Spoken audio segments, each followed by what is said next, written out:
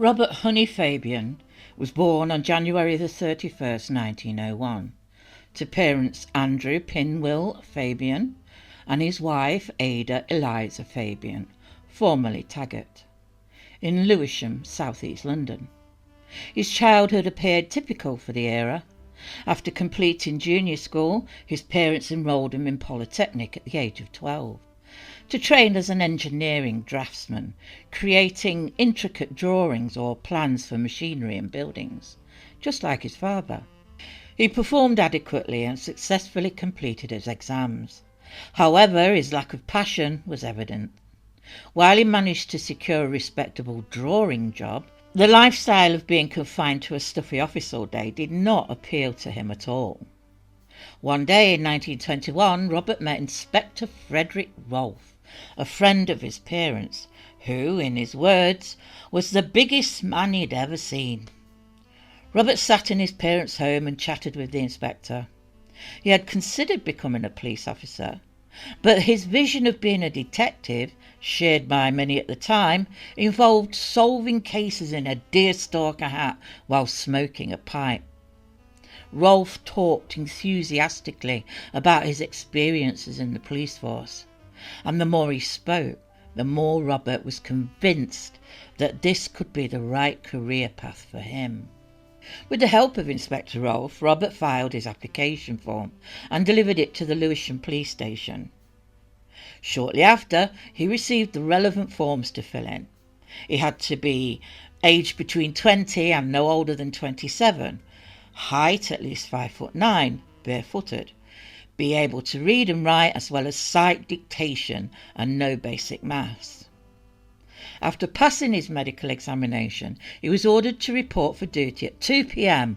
on May the 17th, 1921. The first 8 weeks were obviously training, foot drills, first aid, patrol duties, and plenty of advice. And so it began. Robert was assigned as a PC attached to the Vine Street police station, and as a new PC he walked the patch with an experienced officer who showed him the neighbourhoods, patrol boundaries, and all the usual places he'd probably need to know, such as hospitals. Something I chuckled about was the fact that a PC had a speed limit. An officer would walk a standard stride of 2.5 miles per hour. Any faster, he was onto something, or hurrying home. Robert Fabian diligently performed his patrol duties by walking his beat along the back streets of Mayfair. He remained vigilant, fully aware that anything could happen. This led to several early arrests. However, in 1922, he received a discreet directive to be on standby at the section house at 1 a.m, without disclosing this information to anyone. It turned out that his training as a draftsman would come in handy when a raid on a Soho nightclub meant his job was to draw up a detailed plan of the club. He was later assigned to Vice, where he spent numerous hours observing brothels, clients and women. He developed a deep respect for the women, admiring their good-natured and honest qualities. Among these experiences he encountered some colourful characters who remained fond memories for him. His early days as a PC were filled with memories of good times with fellow PCs and the section house they all shared at 42 Beak Street, Soho, and the struggles of living on the £3 earnings a week. In 1924, 2 years after enlisting, Fabian applied to join the CID. Soon after applying, he was working on the streets in plain clothes as a CID trainee, being assessed by the authorities for his suitability. Fabian quickly realised that in order to comprehend certain criminals, he needed to dig deeper into their sordid lives, territories and hangouts. The underworld wasn't glamorous, it was harsh and diverse. He claimed that police work drained his energy, as the job often extended beyond the end of his shift. In his early days, he dedicated his days off to walking the streets, seeking to familiarise himself with the city's places and people. He realised that a good detective never stops learning. While he learned a great deal during his examinations, like the detection training at Hendon, he asserted that the most valuable lessons were gained through his daily work. It was also in 1924 Fabian met and married Winifred Letitia Stockwell. As a married man, Fabian showed respect for the patience his wife showed, as the detective she married was often away for long days and nights, sometimes not coming home for days, eventually coming home exhausted, weary, and not very good company. As he gained experience, the young detective's work during these years was marked by meticulous attention to detail, a deep understanding of criminal behaviour, and an innovative approach to solving crimes, which often involved the use of cutting-edge forensic techniques of the time. Robert Fabian's career and exploits became the stuff of legend within the annals of British policing. His career spanned several decades, during which he became one of the most celebrated detectives in the history of the Metropolitan Police. One of Fabian's first cases as a young 25-year-old assigned to Vice was the case he called Mad Emil and Charles the Acrobat. During the early months of 1926, London's vice scene was predominantly controlled by various European criminal factions. The challenge for the vice squad was that many of the seasoned officers were too recognisable to infiltrate these gangs effectively.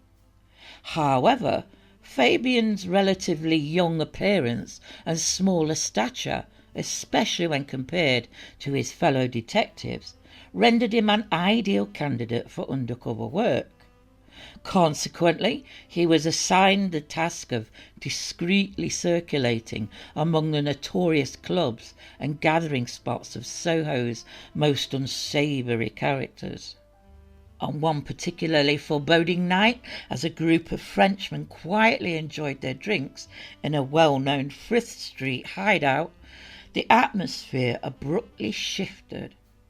Mad Emil, a notorious French gang leader, made a dramatic entrance, flanked by his entourage. The room instantly became tense and silent, signalling the gravity of his presence.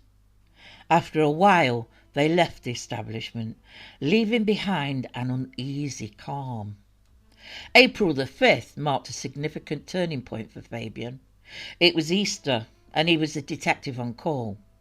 The night had begun uneventfully, as he was engrossed in his studies for an upcoming exam. The sudden ring of the telephone shattered the silence. Upon answering, he was met with urgent news of a shooting murder on Soho's Frith Street. Without hesitation, Fabian responded to what would become his inaugural murder investigation. Upon arriving at the club on Frith Street, he realised it was one that was well known as a notorious haunt for French gangsters. He made his way through the crowd and down the stairs that led into the club. His first sight was that of chaos, the room wrecked with chairs and drinks thrown around here and there. Slouched in a corner lay a man, unresponsive, with a bullet wound in his stomach. Fabian ordered the constable to make sure nobody left, called the police photographer and fingerprint department, and of course the divisional detective inspector.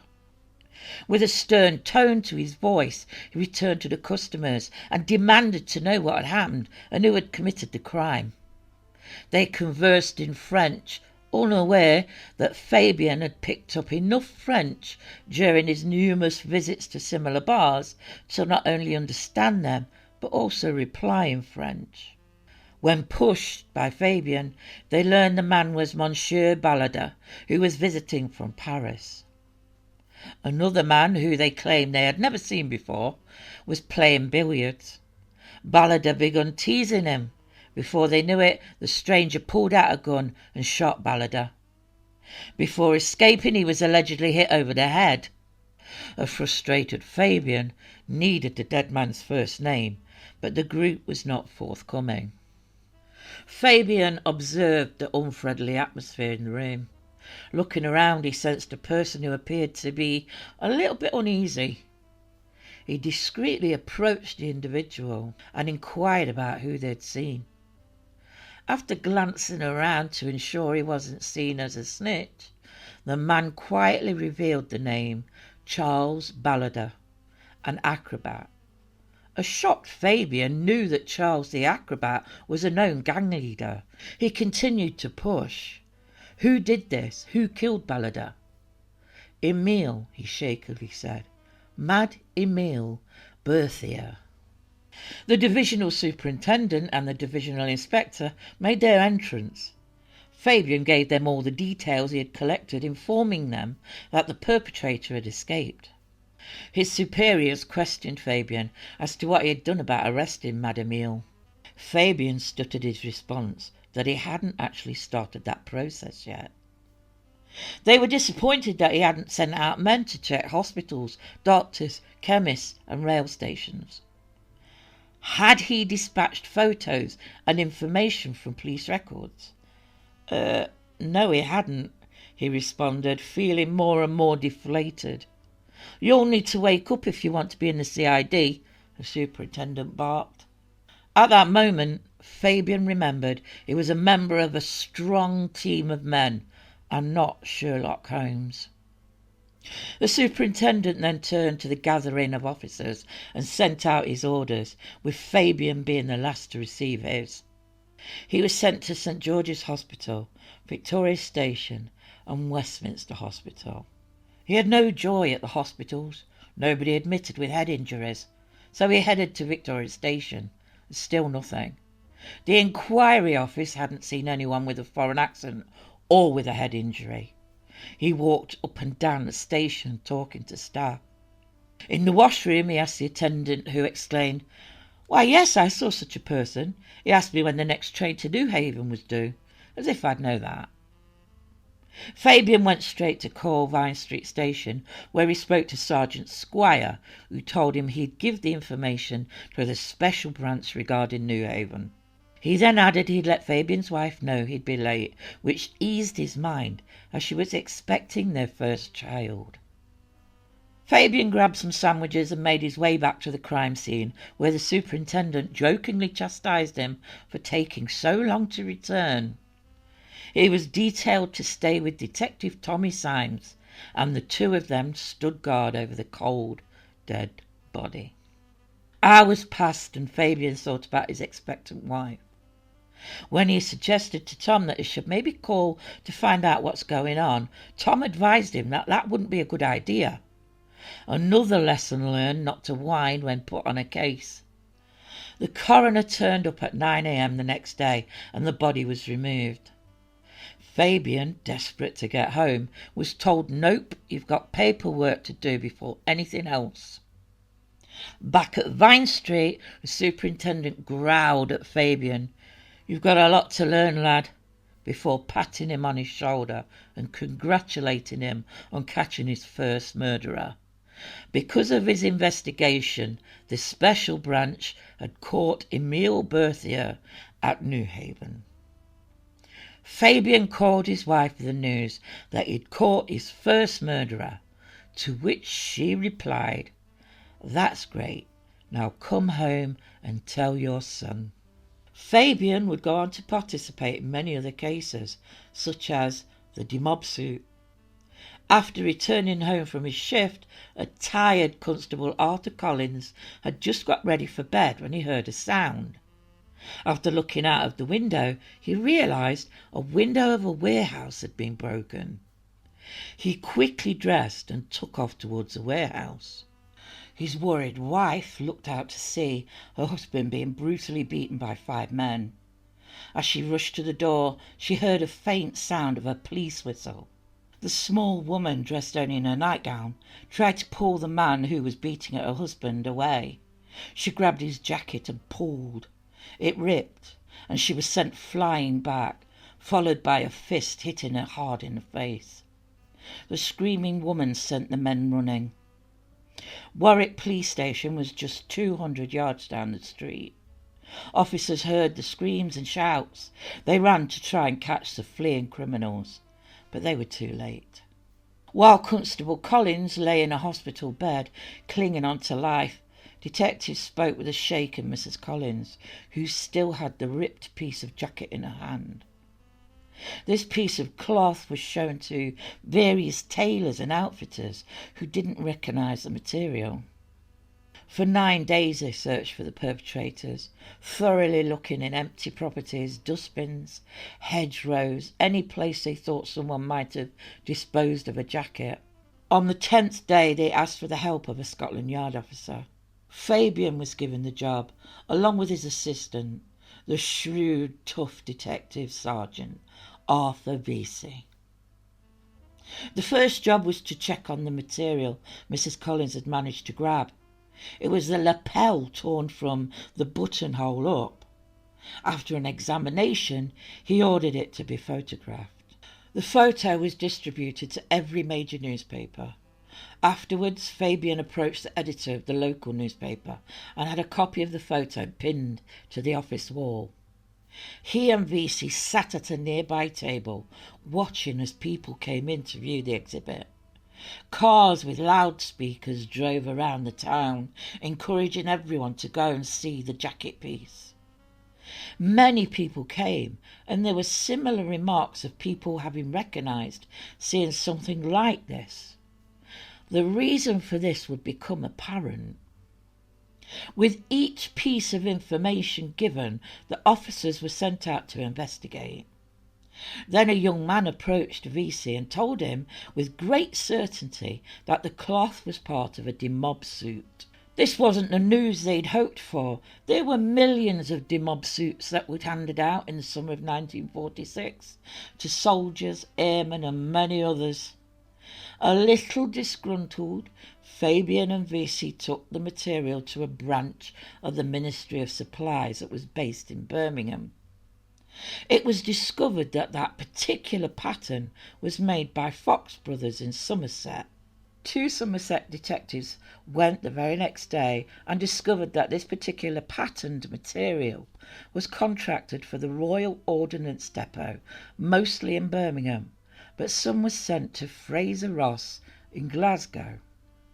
After checking the 2 depots in Birmingham, they discovered that both depots hadn't started to use that material yet. This gave Fabian and Vesey a boost and they set off for Glasgow. At Fraser Ross, the material was identified and the tailor who made the suit gave a description of the man who had bought it. He remembered him as he was a burly man and none of the Demob suits fitted him, so he had to have one specially made. A bonus, they had an address to where the suit had to be sent.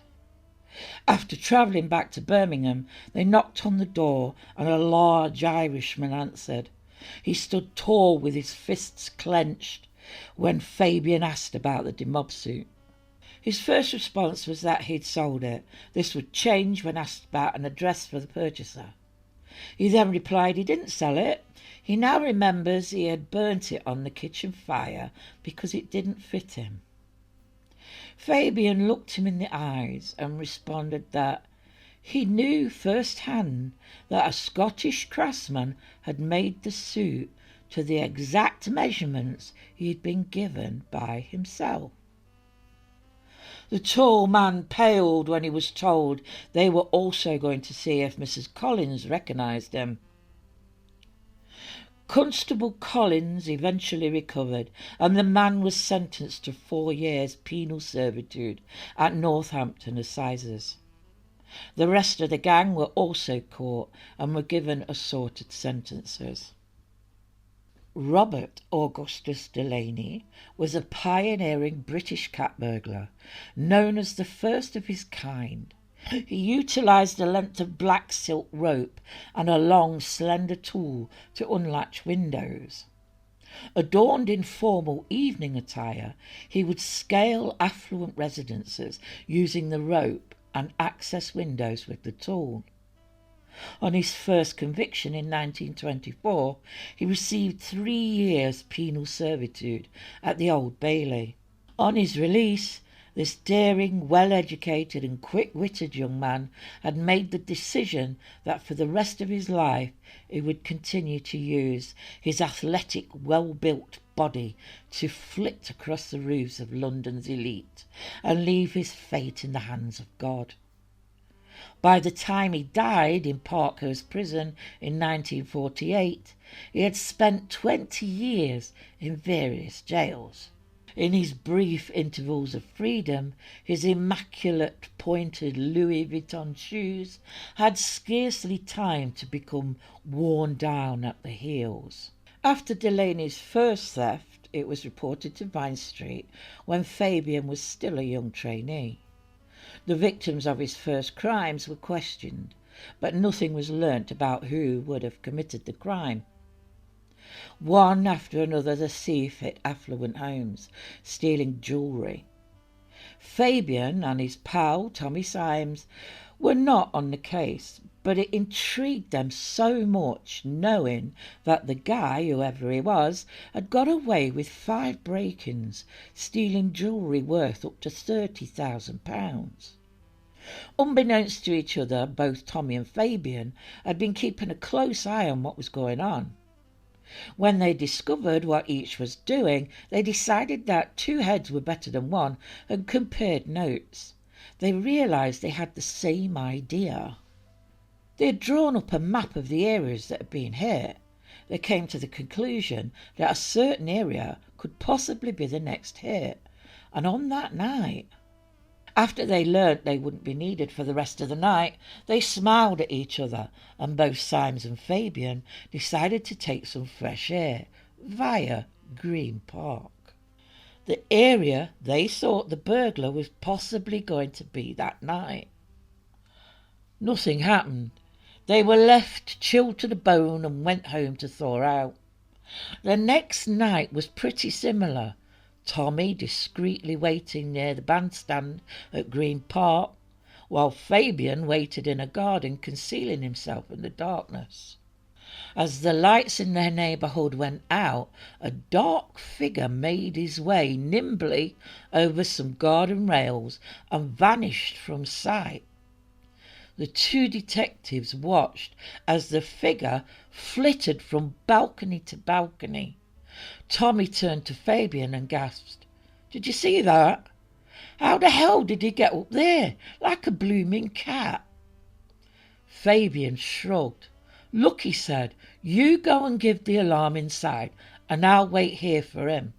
Tommy raised the alarm and Fabian watched as the lights suddenly lit up the building. He heard the shouts and the struggle to open the door.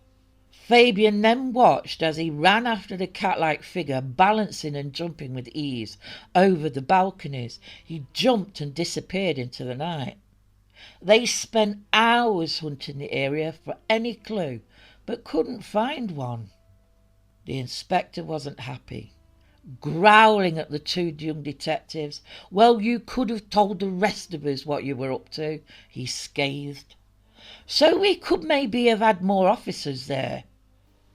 Looking at Fabian, he roared, "You say you saw him, and yet you have no description, only that he moved like a cat. He wasn't wearing fur by any chance, was he?" Feeling well and truly told, Fabian and Tommy went the next day to look over the scene again. This time they discovered some oddly shaped shoe prints that were wedged and pointed at the toe. These, they believed, must have been specially made shoes. So, armed with a photo of the prints, they scoured the shops where craftsmen made shoes.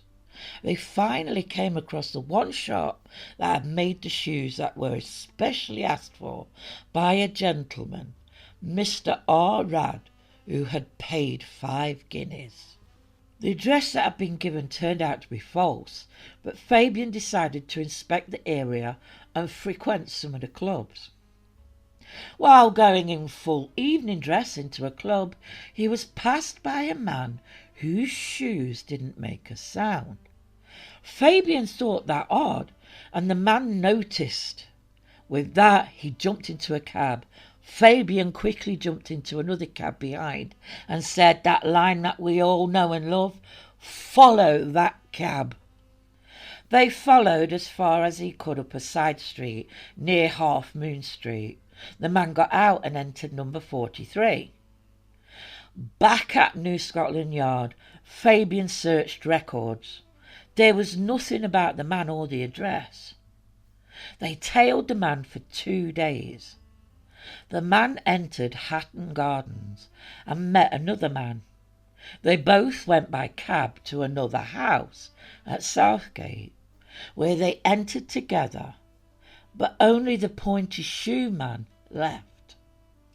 In a van, and yes, even back then they had an undercover van, a Morse code signal came through, letting them know that the man who had remained inside the house had admitted to paying another man £800 for stolen jewellery.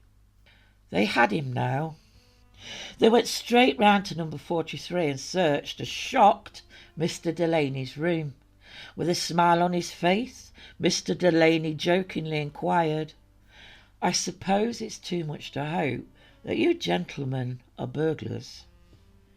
As the detectives searched and discovered the 800 hidden under his mattress and the stolen jewellery hidden in a dressing table. Please forgive me if I pronounce any of these names wrong. The murder of Alec the Antiquis of Tottenham Court Road in 1947 was, for Fabian, one of the more intriguing and tragic cases of post-war London. Alec the Antiquis, a 31-year-old father of 6, was fatally attacked on the bustling streets of the West End of London on the afternoon of April 29th, 1947. That fateful afternoon, the Antiquis, a well-regarded figure in his community and the owner of a prosperous little motorcycle repair shop in South London and a one-time corporal instructor in the Home Guard, was reportedly heading home. 3 masked men had raided a shop. The shop's manager, Alfred Ernest Stock, was beaten about the head with a revolver, and the 3 robbers ran into the street after firing the shot. Alec the Antiquis tried to stop the 3 robbers fleeing from Jay's the Jewellers at 73 to 75 Charlotte Street, London, W1, by driving his motorcycle into their path. In the attempt, he was shot in the head and left mortally wounded on the pavement. The robbers managed to escape into the bustling traffic. On that exact date, Fabian had been put in charge of number 1 district of the Metropolitan Force, the entire West End of London, when Chief Superintendent Tom Barrett went on holiday. Shortly before lunch, Fabian received a call from Chief Inspector Higgins. He was informed about the situation, and a young man who had tried to stop the fleeing individuals was in the hospital and not expected to survive. Fabian gave Higgins instructions to get the photographer and the fingerprint people, Superintendent Sherrill or Sid Birch. Also the divisional surgeon. He suggested to see if the forensic people could help. When Fabian arrived at the scene, he discovered exactly what had happened. 3 young masked men with loaded guns had rushed into Jay's just after lunch, one of them jumping the counter. The 60-year-old director of the firm, Alfred Stock, heaved the big safe door shut, but the gunman chucked a pistol at his head and, leaping upon him, hammered him with the steel barrel of the gun until he fell bleeding to the floor. The gunman demanded the safe keys from the 70-year-old manager, Bertram Thomas Keats, who threw a heavy wooden stool. A gun boomed and its bullet thudded into the shop wall. More assistants appeared. The gunmen fled outside where their car waited. But a lorry blocked the way, so they abandoned the car, ran down Charlotte Street, eyes wild above their scarf masks. Guns clutched in white-knuckled fists. People on the pavement scattered.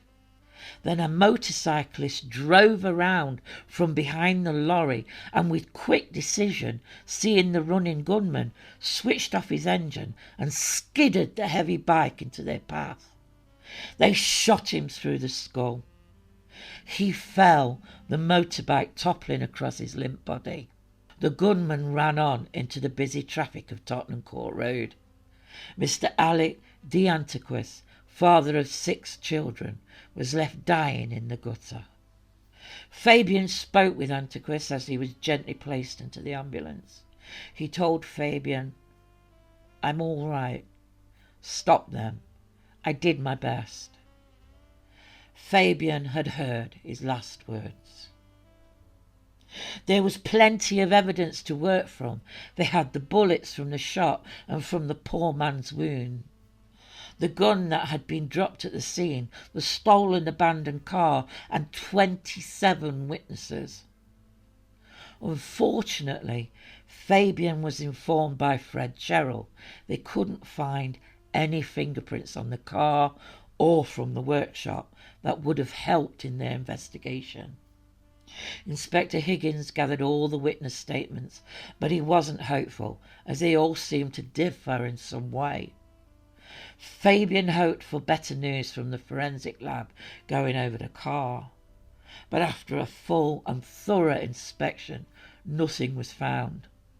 Fabian called in all the witnesses to go through the criminal's photographic books to see if they could recognise any of the culprits, and the next day Sir Bernard Spilsbury was called in to do the post-mortem, and firearms expert Robert Churchill examined the bullet and determined it had been fired from a .320 calibre centre fire revolver. After 3 days without sleep, a ray of hope walked into Tottenham Court Road Police Station.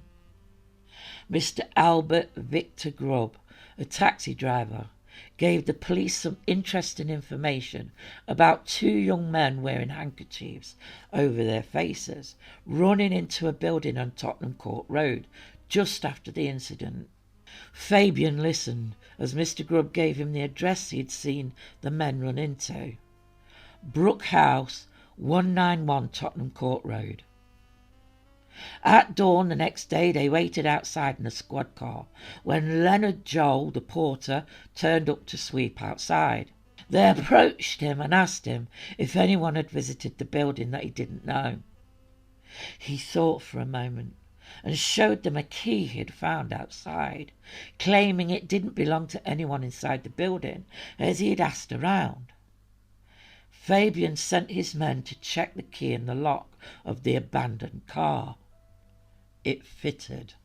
When the Brook House office boy, Brian Cox, arrived that morning, he was asked by the police who he'd seen entering the building. He managed to tell them that just after 3 p.m, 2 young men had rushed past him, and he noted that one of the men, a tall man, was wearing a raincoat. Then after a few minutes he saw them looking through windows. When they noticed they'd been seen, the tall man no longer had on a raincoat and asked if a Mr. Williams was in. Cox told them he'd never heard of that name in the building.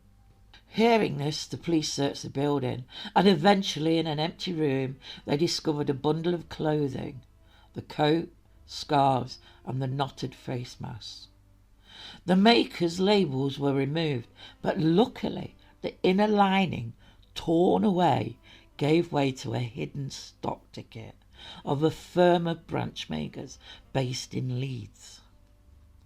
After an inquiry, Fabian was informed that the only information they could give was that the raincoats were delivered to 3 shops in London.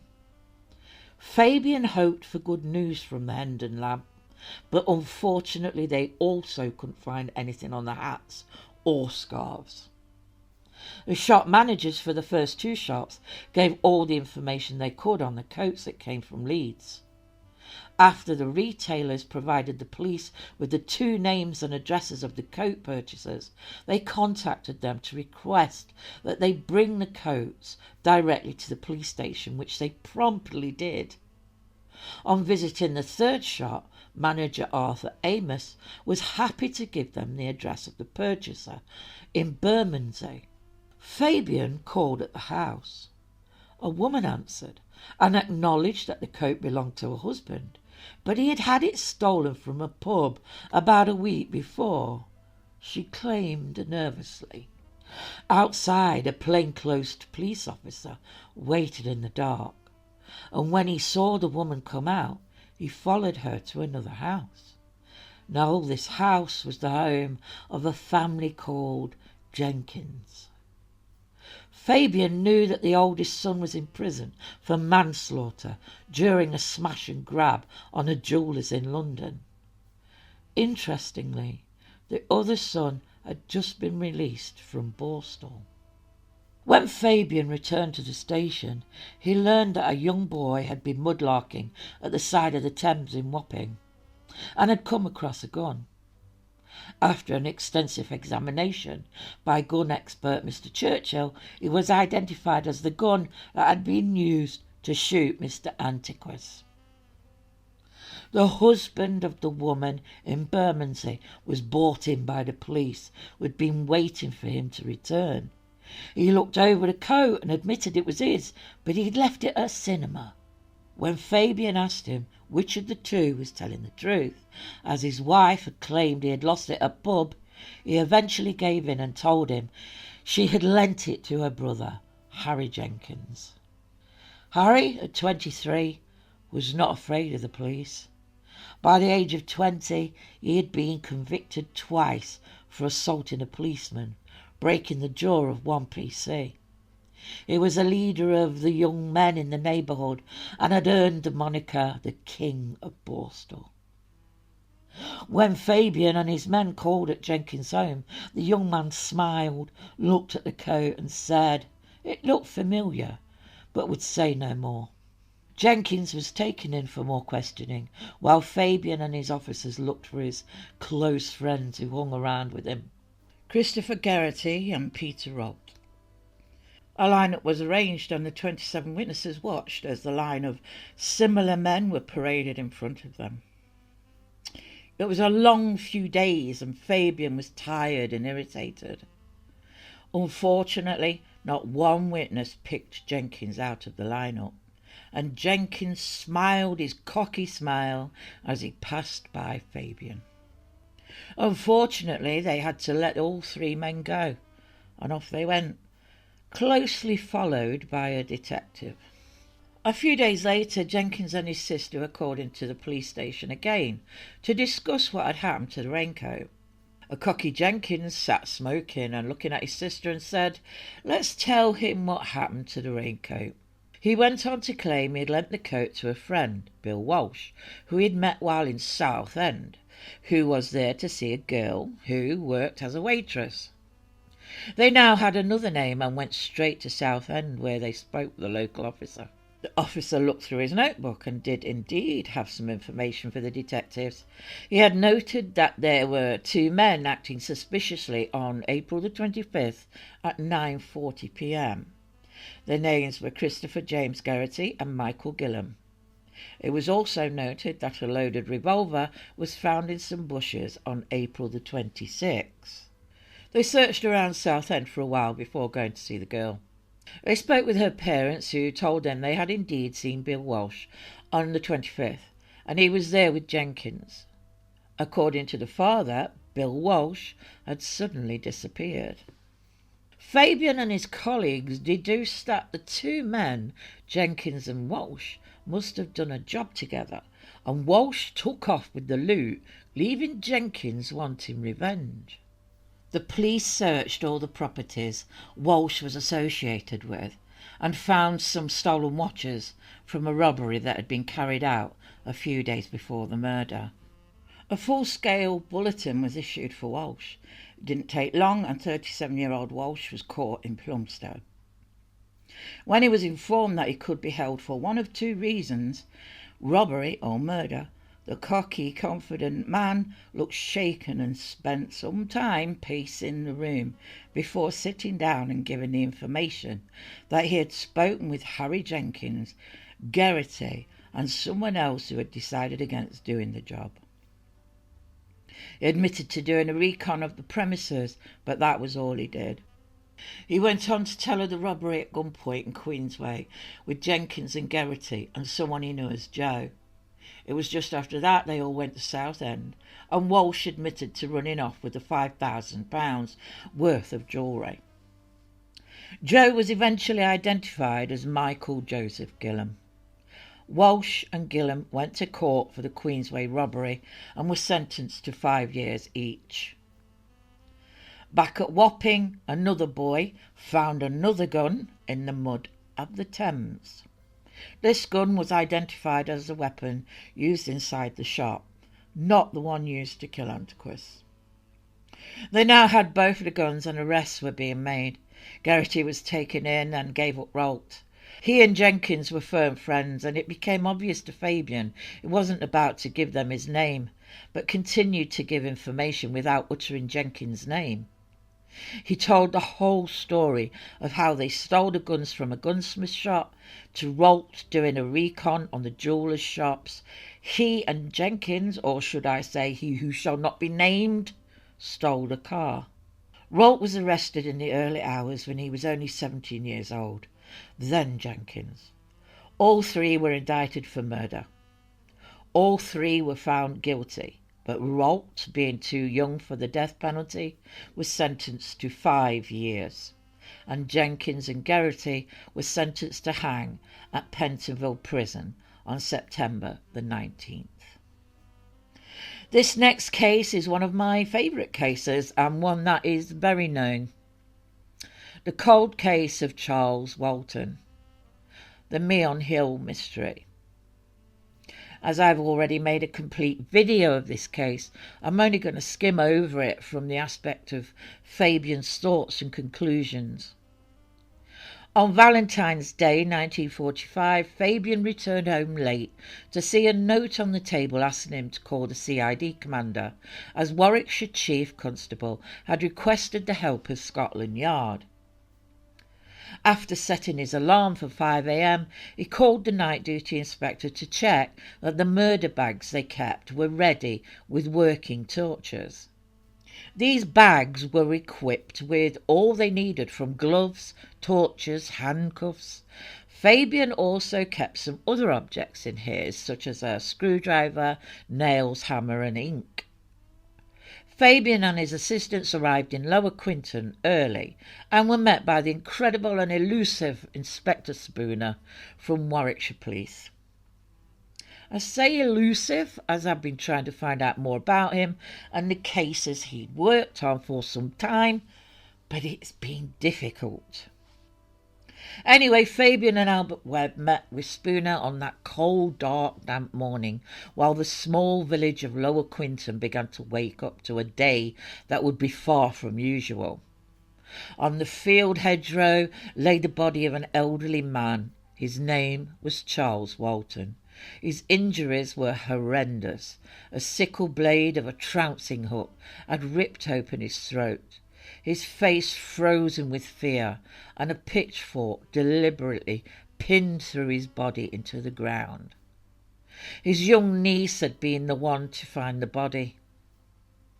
Fabian's first thought was of a motive. Robbery? Revenge? A row? Webb interjected a possible maniac. Spooner, as we know, had his own thoughts on the matter and showed the group of detectives a book telling them they should maybe look at it. It was by J. Harvey Bloom, called Folklore, Old Customs and Superstitions in Shakespeareland, and was written in 1929.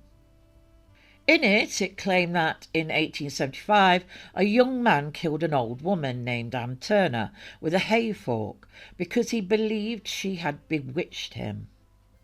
Spooner then showed him another book where it told of a man named John Haywood who stabbed to death an old woman with a hay fork, exclaiming he would kill all 16 women who were witches in Long Compton.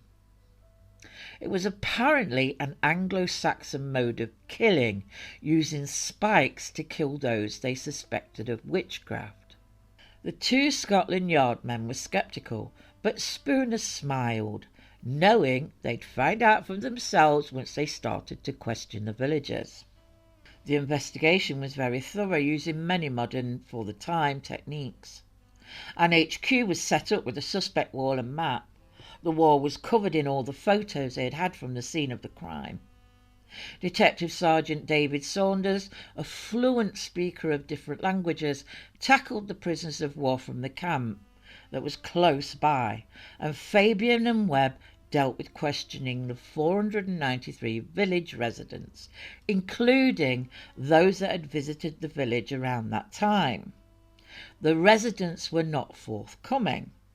The only suspect they came across, according to Fabian, was an Italian prisoner of war, but he turned out to have been poaching near the area. Although Fabian didn't really believe in all the supernatural stuff, he was taken aback by the strong belief the locals had.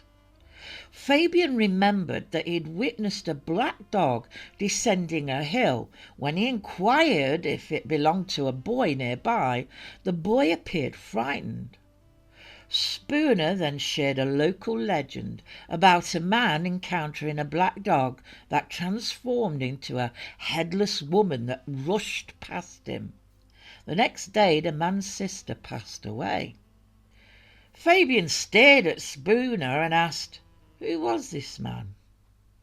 "A man called Charles Walton," replied Spooner. The next few days some odd incidents happened. A dog was run over, a heifer died in a ditch. Fabian noted that when he and Webb tried to talk with the locals, the doors were shut in their faces and the locals had closed ranks, telling them nothing. They did as much investigating as they could on this case, but in the end this case got the better of Fabian and Webb.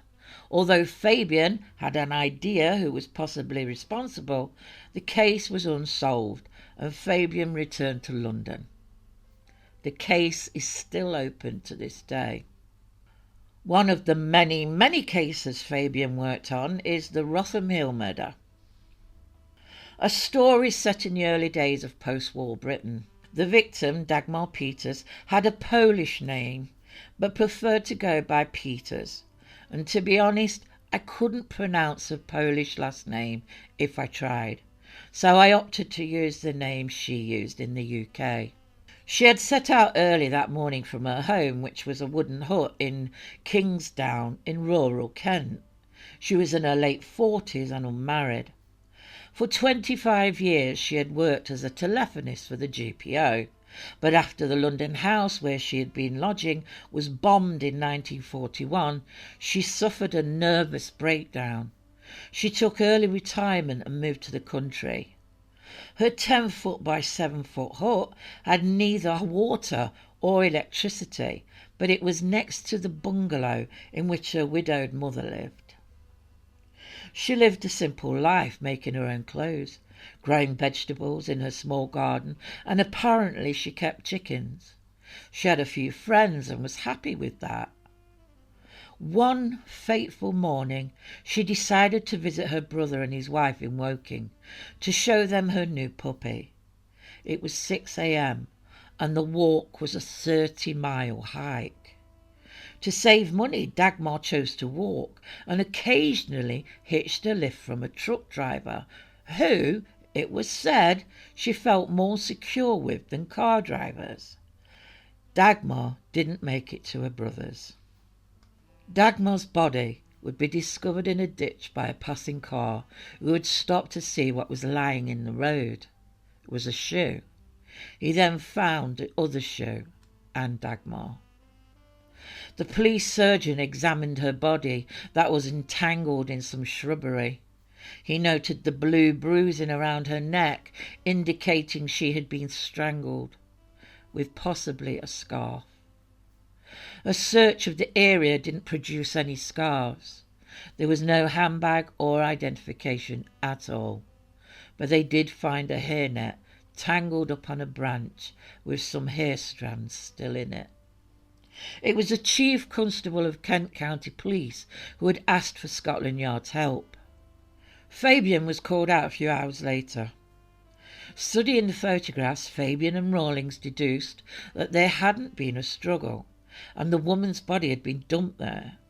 The Home Office pathologist, Dr. Keith Simpson, agreed, stating that she'd been sat upright for some time after she had died. He said that the blood drains inward from the skin cells of a corpse. Working as a team, they guessed that she could possibly have been sitting in a car. The doctor thought it was probably a seat that was less upholstered than a car seat. Fabian ordered Rawlings to check all lorries that were on the A20 road on Rotham Hill between hours of 5 and 8 a.m. Officers from all areas would spend the rest of the day checking with all haulage companies, delivery firms, lorry drivers and garages, checking all the travel logs. It would be the next day that Dagmar was identified.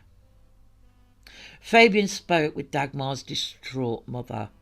She gave him as much detail as she could about her daughter's last morning.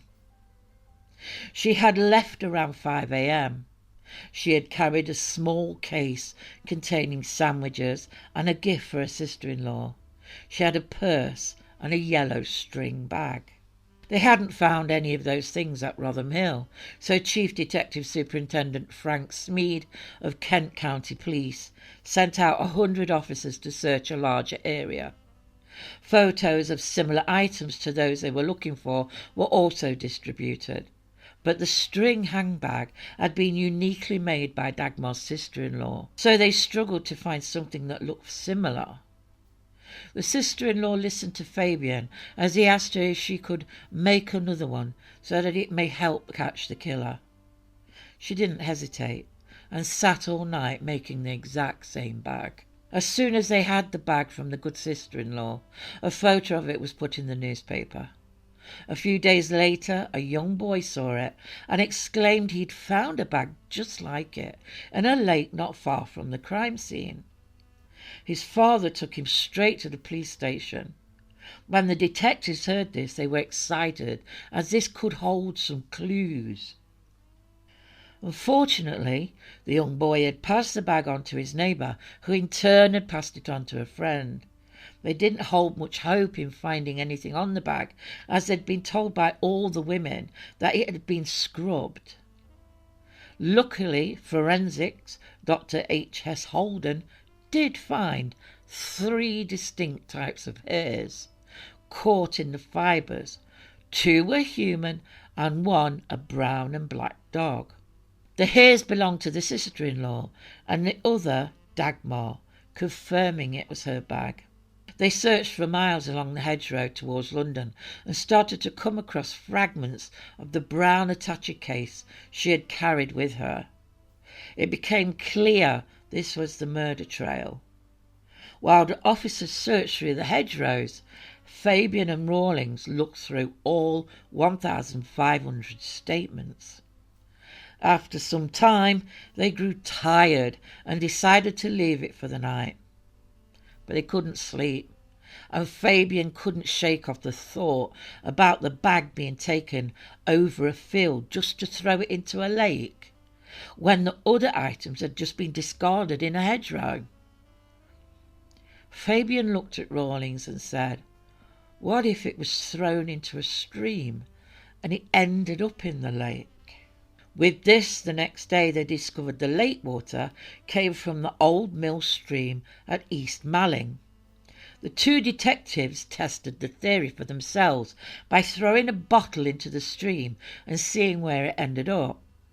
3 hours later it arrived bobbing up and down in the lake, but they were still struggling to find a connection. All the lorry drivers they had spoken to hadn't delivered to the mill. As Fabian wandered around the works, he came across a pile of bricks and asked where they had come from. The answer was they belonged to a building subcontractor who kept his own books. After talking to the subcontractor, they learned the bricks had been delivered by a haulage firm in Cambridge. Now, in Cambridge, the haulage firm confirmed they had delivered bricks in a 4-ton Albion lorry to East Malling on October the 31st. An angry Fabian wanted to know why this firm hadn't been checked. He was promptly informed that the firm was just out of their district, so they hadn't questioned them. And now calm Fabian asked who was the driver that day of that lorry. Sidney Sinclair, who had oddly left about a week before the police turned up. Mr. Sinclair was invited to be questioned at the station by Fabian. When he arrived, Fabian took one look at him. This heavy-built man with a beat-up look about him gave Fabian the feeling he was an ex-con. An old ex-con. "Now, come on, what's your real name?" Fabian asked. The man looked at the floor and gave them his name. "Harry Hagger," he replied. After checking the criminal records, they discover Hagger had 16 convictions, including assault on a woman. They informed Hagger they were investigating the death of a woman found at Rotham Hill on October the 31st, and they knew he was on that road that day. They also told him they had found the attacher case torn and thrown, along with a brown paper bag that had belonged to the deceased woman on Winterfield Lane on that same route. A defeated-looking Hagger sat down and admitted to finding the case, but had thrown it away. After taking a statement from him, they took him to the Winterfield Lane, where he pointed to a spot he'd thrown the case contents, and, he said, the vest. A puzzled Fabian knew nothing of a vest, as he believed the woman was fully clothed. What he didn't know was that Dagmar wore a man's vest she had bought cheap as a scarf, tucking it inside her coat collar to keep the cold out on her long walk. They found the woolen vest and sent it straight to the lab.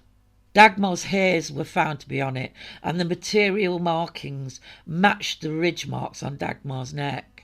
Making his statement, Hagger claimed he hadn't meant to kill her. He went on to claim that Dagmar had tried to steal his wallet out of his jacket that was hanging in his lorry, and he had struggled with her. He went to court and gave his case. The trial focused on his assertion of experiencing blackouts due to a head injury from years earlier when he leapt out of a moving train while being arrested. The defence portrayed him as teetering on the brink of insanity, claiming he was unaware of his actions when he took Dagmar's life. However, the trial concluded in just 2 days. Hagger was found guilty and hanged at Wandsworth Prison. Robert Honey Fabian's last case. The unsolved brutal murder of Jerzy Stadela, known fondly as George by the Welsh community. But this murder would challenge even Chief Inspector Robert Honey Fabian of Scotland Yard. The name George was adopted by Jerzy after coming to South Wales from Poland after World War II. Mostly because his new neighbours in Aberdare couldn't manage to pronounce his real name, like myself. He was well liked in the community and regarded as a quiet man with a smile for everyone. And he would send money and clothing parcels back home to his elderly mother in Poland. Having found work at a colliery in Herwan, the 33-year-old, who was lodging at a nearby miners' hostel, had gone for a walk on the evening of Monday 19th of April 1948, making the fateful decision to cut through the town's park. In Aberdare Park he was viciously attacked and stabbed 44 times in the upper body, had his money and watch stolen, and was left for dead in a flower bed. Why hadn't anybody heard his screams? Because it was first thought that someone may have heard him scream. but the reason nobody in the houses across the street had heard him scream is likely because the first blow of the killer's knife was to his throat. It was a senseless act which shocked the community, leaving them afraid to go out at night. The discovery of Jersey's body in the shrubbery was made the next day by 3 schoolboys who stumbled across it. Glanville Davis came across a lame bird on the ground and shared how they decided it would be a pity to let the bird die. Their attention was then drawn to a man lying among the plants, prompting them to quickly rush to the nearest house for assistance. The local police were alerted and set up barricades around the scene, while word of the incident eventually reached the ears of Scotland Yard. Fabian was dispatched to the valleys to help solve the case, setting up an HQ in the town's Market Street.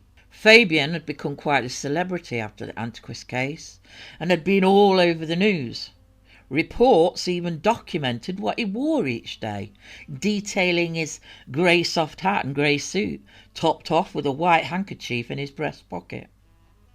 Hundreds of door-to-door inquiries by plainclothes and uniformed police officers were being carried out in Aberdare in an attempt to piece together the identity of the killer, with Fabian praising the borough's bobbies as an excellent lot of chaps who are only too glad to do all they can.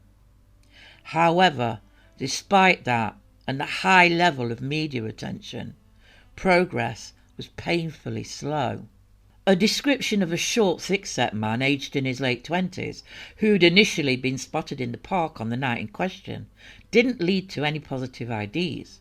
Indeed, no one could understand how someone would most definitely have been covered in Jersey's blood could have left the area without being spotted. The question was someone helping him hide? One thing was for sure, he was still out there somewhere. Fabian summoned to Aberdare a Home Office expert with a mine detector to search through the park's flower beds. But they only found a clasp knife that was so old and rusted that everyone discounted it from having anything to do with the stabbing. Onlookers gathered to observe as the lake was being searched. An officer and waders waded into the water, retrieved an object from the reeds, and only to discover it was a piece of wood. Banknotes were handed over to the police as they looked as if they were stained with blood, but it couldn't be proven that the blood belonged to the dead man or had been transferred onto the notes by possibly the local butcher. There were some odd twists about this case. The blood on the banknotes was sent away for testing, but oddly there is no record of whether the blood was later found to be human or that of an animal. And in a strange turn of events, a waistcoat and a pair of trousers were discovered abandoned near the colliery in Herwan. There was speculation that they might have been left there by the perpetrator. However, they appeared to be in too good a condition to have been connected to the violent crime. A frustrated Fabian confessed to a reporter at the Aberdare Leader. A resident came forward with a story this week which, had he done so in the first few days, would have cut our inquiries down by a third. Fabian was no longer calm and definitely not happy. But why? We don't know. And for years various theories have emerged about the murder. Some suggesting that Jersey may have had a conflict with a former POW who recognised him from the war. Maybe Jersey or the killer could have been a guard at the former POW camp. In a post made years later, someone mentioned a theory that the murder could be linked to espionage or an unresolved grudge from Poland.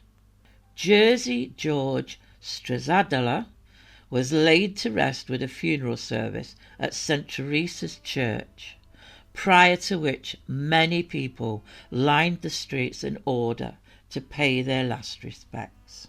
Fabian would retire from the force the following year, 1949. After retiring from the police force, he turned to writing and broadcasting, sharing his experiences and insights into the criminal mind with a fascinated public. He was offered a TV series on some of his cases, and he travelled across the pond to appear on US TV and made several radio appearances. Robert Honey Fabian died on June the 14th, 1978, in Epsom, Surrey, at the age of 77. He is remembered for his outstanding detective work during his time. Thank you for watching.